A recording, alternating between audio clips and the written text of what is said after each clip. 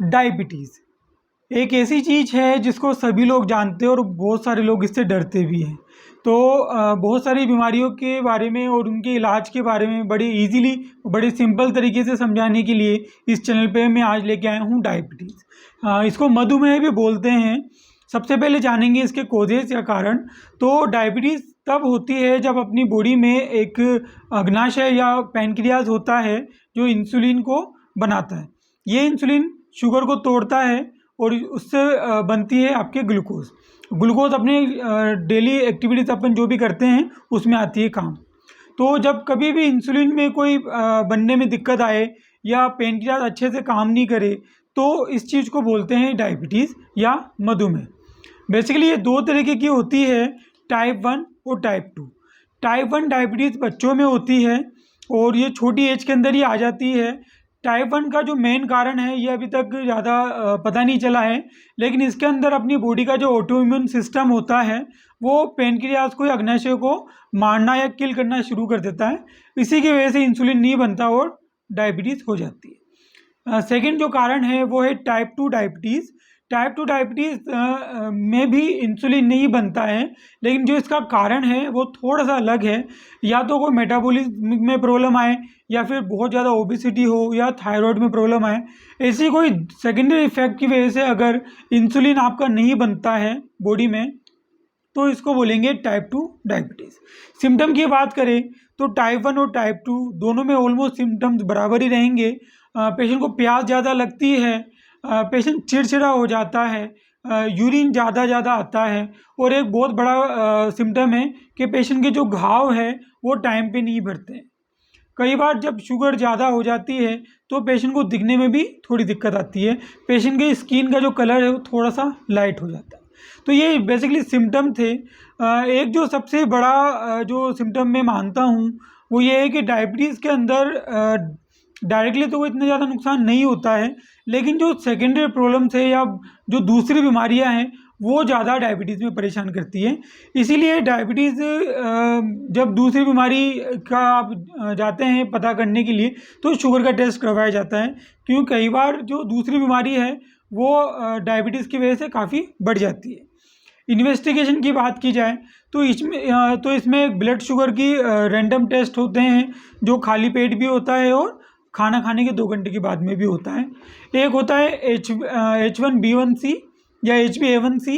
तो इसके अंदर भी आपके 2 या 3 महीने की जो शुगर है वो आ जाती है। ये इन्वेस्टिगेशन के बाद में अच्छे से पता चल जाता है कि शुगर है या नहीं है, या डायबिटीज़ है या नहीं है। अगर बात की जाए इसकी रेंज की तो इसकी जो रेंज है वो अलग अलग रहती है।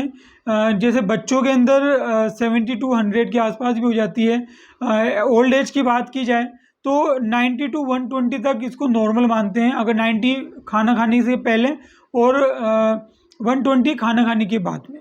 और अगर ज़्यादा एज हो जैसे 70 या 60 के अंदर तो खाना खाने के पहले 90 और खाना खाने के बाद में 140 तक भी इसको नॉर्मल मान लेते हैं। तो दोस्तों ये था डायबिटीज़ कैसे होती है, क्या होती है और इसके टाइप। बात की जाए ट्रीटमेंट की तो टाइप 1 की बात की जाए तो इसके अंदर आपको शुरू से ही इंसुलिन लेना शुरू करवा देते हैं और यही इसका सॉल्यूशन है। टाइप 2 के अंदर कुछ मेडिसिन मेटफॉर्मिन, जानुवेट वगैरह भी दे देते हैं। अगर इंसुलिन बहुत कम प्रोडक्ट हो रहा है या शुगर बहुत ज़्यादा बढ़े जा रही है तो इंसुलिन चालू कर देते हैं। इंसुलिन दिन में 2 या 3 बार दी जाती है, डिपेंड टू आपका इन्वेस्टिगेशन में शुगर लेवल कितना आ रहा है, और ये आपके पेट के ऊपर या IM इंट्रामस्कुलर दी जाती है। कई पेशेंट पूछते हैं कि इंसुलिन को डायरेक्टली IV क्यों नहीं देते, तो इसका कारण है कि जब इंसुलिन दी जाती है तो इसका ध्यान रखा जाता है कि इंसुलिन देने की वजह से जो शुगर लेवल है वो आपका धीरे धीरे डाउन हो। अगर एक साथ डाउन हो जाए तो पेशेंट को ग्लूकोज शॉक लग सकता है, वो कोलैप्स हो सकता है, बेहोश हो सकता है या उसकी जान भी जा सकती है। तो ये सारे सिम्टम होते हैं और कोजेज़ होते हैं। जो सबसे बढ़िया जो तरीका है शुगर का और डायबिटीज़ कंट्रोल करने का वो है डिसिप्लिन ऑफ लाइफ या हेल्दी एक्सरसाइजेज।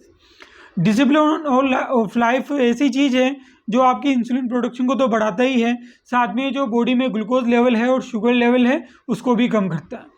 टाइम से खाना, टाइम से सोना, फ्रिक्वेंटली खाना, आप लो कैलोरिक फूड खाना, हाई कैलोरिक फूड या जंक फूड बिल्कुल अवॉइड करना, सोने से पहले 2 या 3 घंटे पहले ही खाना खाना, और जो आपका मैदा, बेसन, मिठाइयाँ, ये चीज़ें जो कम से कम खाना या बिल्कुल नहीं खाना। एक्सरसाइज इसमें एक बहुत बड़ा रामबाण है। अगर आप अच्छे से एक्सरसाइज करते हो तो बिना इंसुलिन ही जो शुगर लेवल है वो काफ़ी मात्रा में कम हो जाता है बॉडी का। तो एक्सरसाइज इसमें ज़्यादा से ज़्यादा करनी चाहिए और फ्रिक्वेंटली करनी चाहिए। तो ये जो मैंने बताया वो शुगर के कारण और ट्रीटमेंट था। और भी बहुत सारी चीज़ें होती हैं जो आप डे टू डे अपने डॉक्टर से कंसल्ट कर सकते हो, जैसे आपको सेकेंडरी प्रॉब्लम है या प्रेगनेंसी है, ओल्ड एज है या सर्जरी हुई है, तो शुगर में किस तरीके से मैनेजमेंट करना है, ये सारी चीज़ें। तो अगर आपको और भी कोई क्वेश्चन आए इस वीडियो से रिलेटेड तो आप मुझसे डायरेक्टली फ़ोन करके आप बाय कमेंट पूछ सकते हो। आज के लिए इतना ही, मिलते हैं अगले वीडियो के अंदर।